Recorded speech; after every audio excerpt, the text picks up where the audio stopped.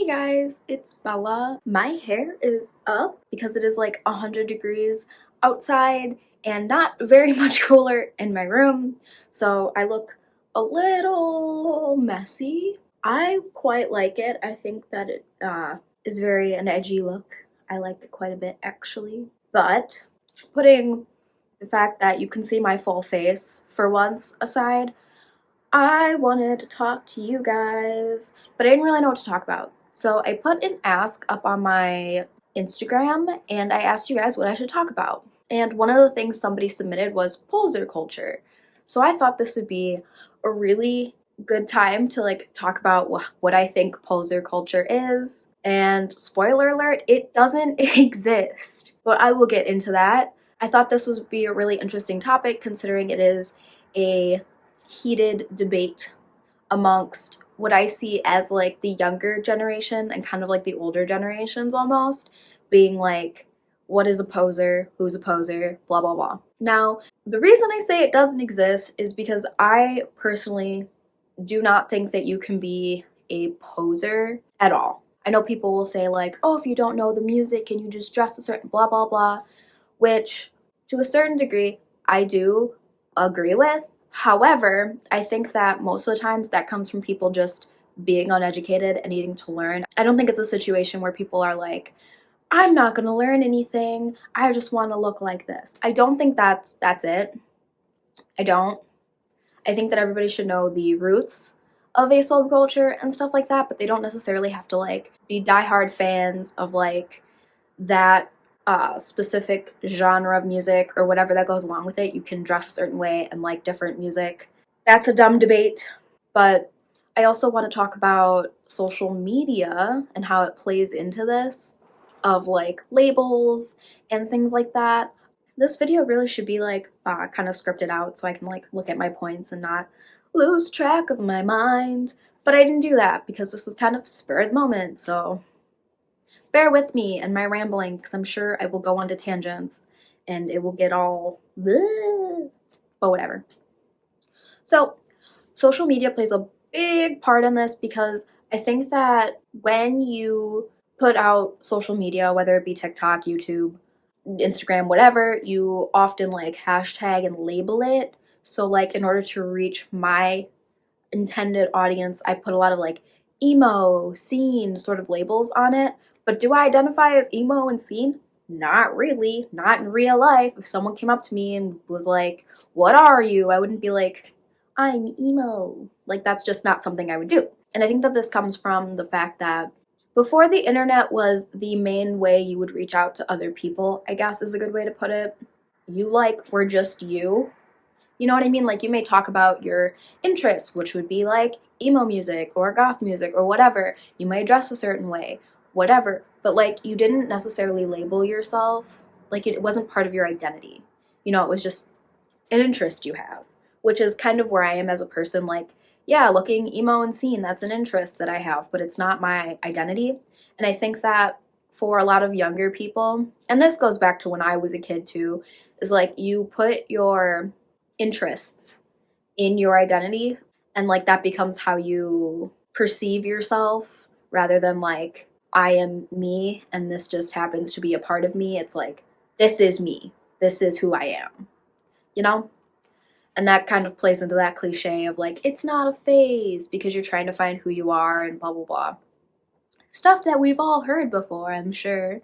But where this plays into like poser culture is that people get so attached to a certain label, and then when they see somebody doing something else with that label, they're like, you're not really this. And it's like, who are you to say that?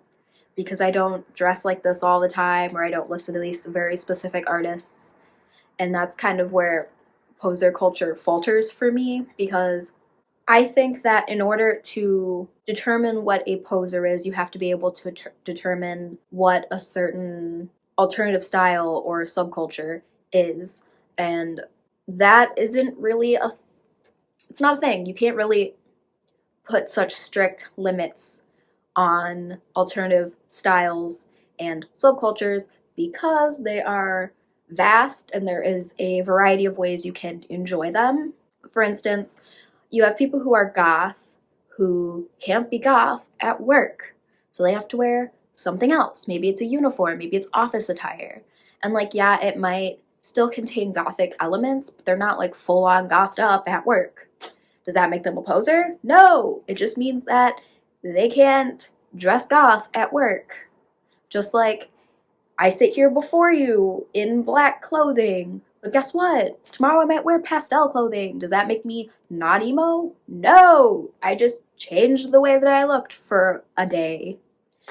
And like, that's kind of where like poser culture falls apart, because like, how can you call somebody a poser when everybody is constantly putting different elements into their wardrobe and into their personalities and this and that and the next thing? Like, you know, it doesn't make a whole lot of sense to me, because ultimately alternative style is personal like style and self-expression. That's where it started from, wanting to not follow the herd, wanting to express yourself in the way that you look, express your interests in the way that you look, you know?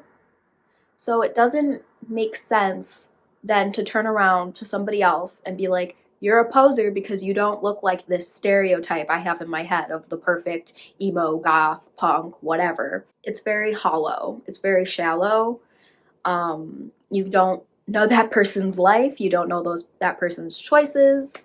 So like, it doesn't make a whole lot of sense. And another thing with this sort of topic of alternative fashion and self-expression is that ultimately a lot of alternative styles are heavily linked together, and the alternative branch goes so far out beyond what we commonly see as alternative. Think of kawaii styles, for instance.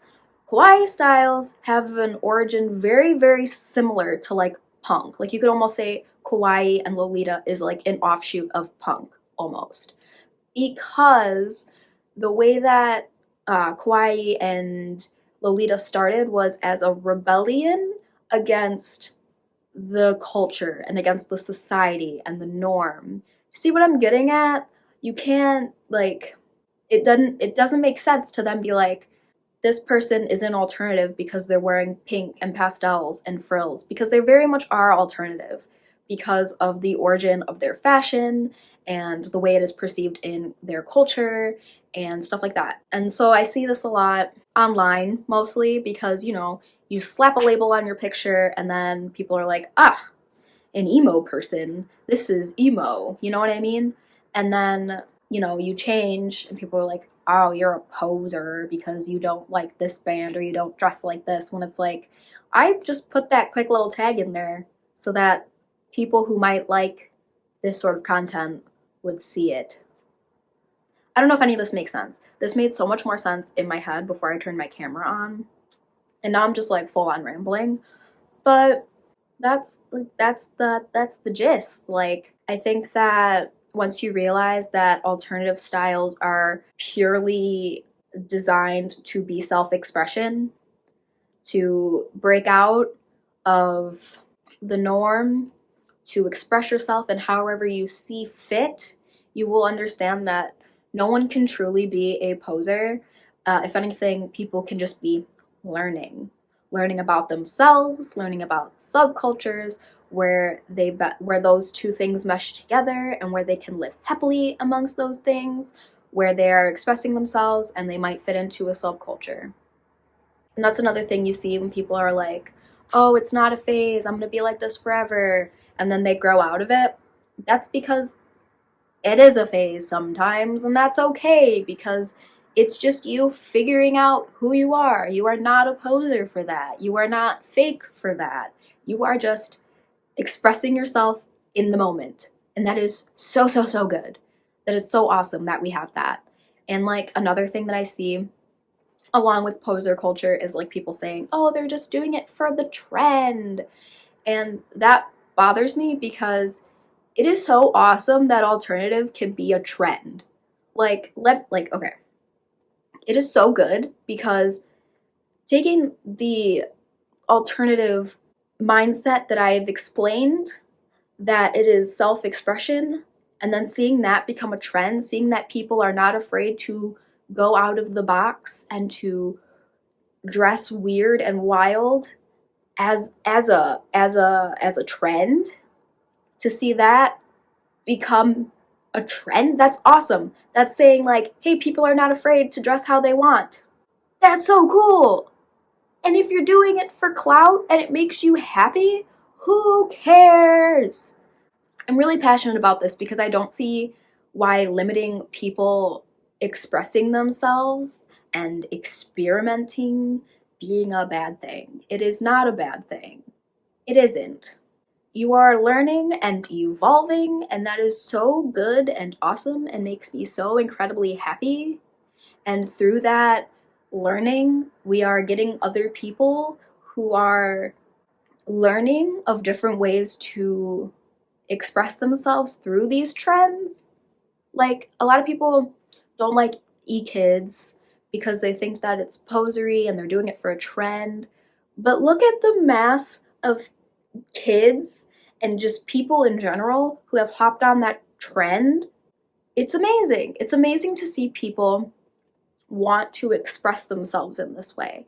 And honestly, there is no doing it for clout. That doesn't really exist, because in order to put together these outfits, in order to do this semi-successfully or whatever, you have to put in a lot of attention to detail. That's a thing with alternative subcultures in general and alternative style. There's a lot of attention to detail, a lot of care that takes place in coordinating outfits and stuff. So these people are putting in a lot of effort for it to just be like for a TikTok video, for like whatever. And like, to say that that's for clout, to say that that's just for like attention, is really limiting their self-expression and their journey to figuring out who they want to be and how they want to express themselves. And like, that's like the whole reason why I don't believe in poser culture, because how can you be a poser when everything you are learning and everything you do in terms of personal style and self-expression is a learning moment. It's a learning moment. I didn't just wake up one day with a head filled with ideas of how to dress the way that I want and how to look the way that I want. This is something that has come over years and years and years of me trying different fashion, trying different, just listening to different music, taking in different types of media. All this kind of stuff has culminated into who I am today. So why would I stop somebody or ridicule somebody who's trying to do the exact same thing? I think that instead of going after people saying that they are posers, you just gotta let them do them. Like, you don't know what's going to happen. If I told you like 10 years ago, you would be calling me a poser. You know what I mean? Because I didn't have the perfect emo outfits. I didn't have the perfect emo hair. You'd be calling me a poser for identifying with that label. And then 10 years now, look at me. I'm probably like the most fucking emo person I know. Like, it's all self-expression and journey into self-expression. And to say that somebody is a poser because they don't do things the exact way you think they should be done is ridiculous. And I don't believe in posers. I don't believe that anybody is not valid in how they express themselves and what labels they identify with. That's just not my thing. I think the person asking this, I don't mean to put them in a mean light. I don't really know who they are, but they might be coming from a frame of mind of like, people are encroaching on our spaces and we need to protect them. But that holds really hollow to when you think about how things grow and how things change. I know a few years ago, probably back in 2016, 2017, there were not a lot of emo or scene or alternative in general creators out on the internet. Like, there wasn't. And, you know, all the time I would hear people say, oh, I wish there were more alternative creators, there were more emo scene creators. And now we have that, and just because they look a little bit different and do things a little bit differently than you would, you don't like them. You see how that starts to sound? You can't expect everybody to meet your expectations, especially when your expectations are a stereotype.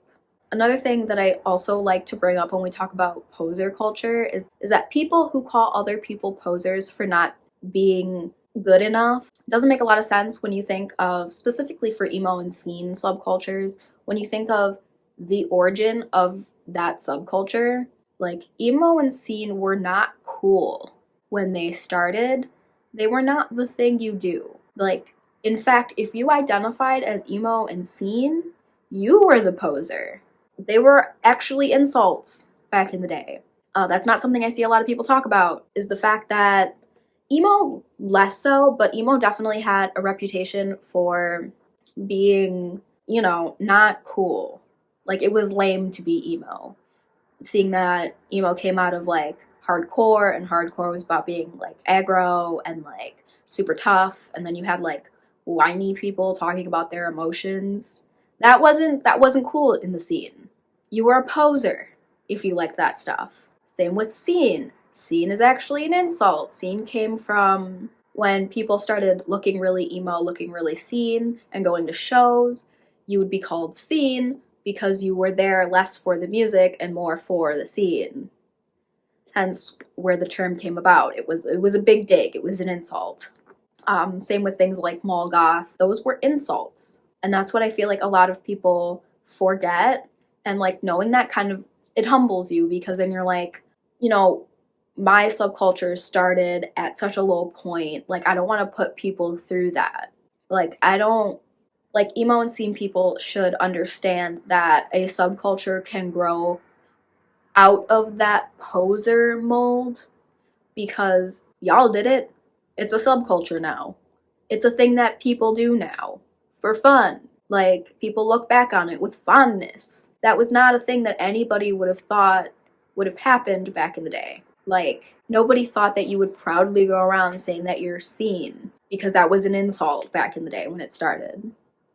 And I think that knowing that really brings that perspective of like, oh, hey, perhaps I should be nice to people and how they choose to express themselves, because perhaps they are doing something that they actually like and it will grow into a community. And like, I don't know, this whole poser thing really, it baffles me, because I don't understand why you would want to limit people's self-expression just because they don't dress a certain way or whatever. And like, you're attaching that to like who they are as a person when they might not be doing that. It's very odd. It's very odd to me. We are all multifaceted beings. We all experience different ways of self-expression, and that's cool. That should be celebrated, not made fun of and ridiculed. So yeah, I don't know if any of that makes sense.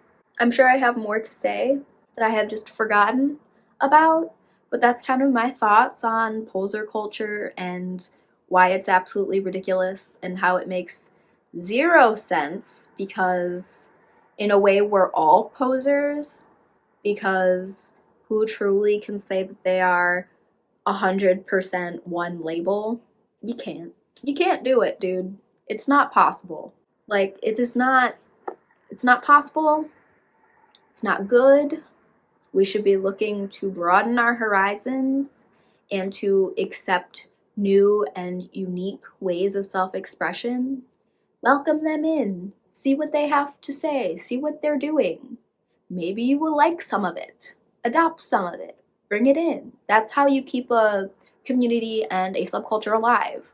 Look at goth, for instance. They have so many subsets of goth, and that's how it has survived throughout the years, because it is ever evolving and ever changing, and the community agrees that that is a good thing.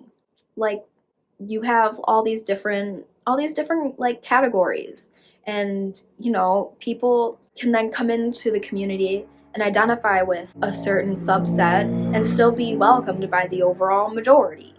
That's good. That's really good. We should be doing more of that. Let's keep doing that. Let's keep doing that. Let's keep welcoming people in. Let's celebrate that being alternative and expressing yourself through your appearance, whether that be all black or bright pastels and bright colors in the mainstream. That's so cool that people get to do that, and it is a trend. and it's like celebrated.